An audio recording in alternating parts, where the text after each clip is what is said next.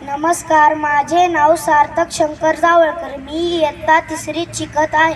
मी आज तुम्हाला सावित्रीबाई फुले यांच्या जयंतीनिमित्त थोडीफार माहिती सांगणार आहे. ती तुम्ही शांत चित्तेने ऐकावी ही माझी नम्र विनंती.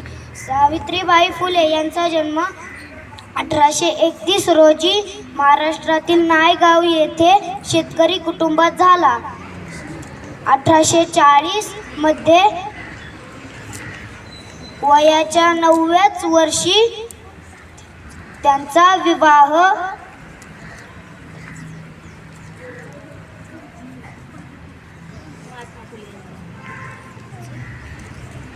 महात्मा ज्योतिबा फुले यांच्याशी झाला. पती ज्योतिराव फुले यांच्यासोबत त्यांनी भारतातील महिलांच्या अधिकारासाठी महत्त्वाचे कार्य केले. सावित्रीबाई फुले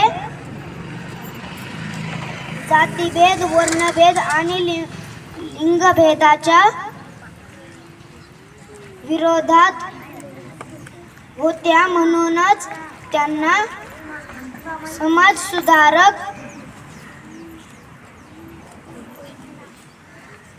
म्हटले जाते.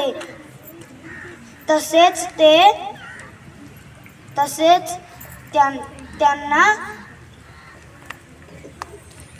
भारतातील पहिल्या शिक्षिका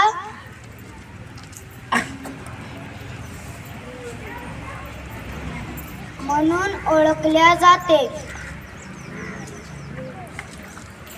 त्या एक कवयित्री देखील होत्या.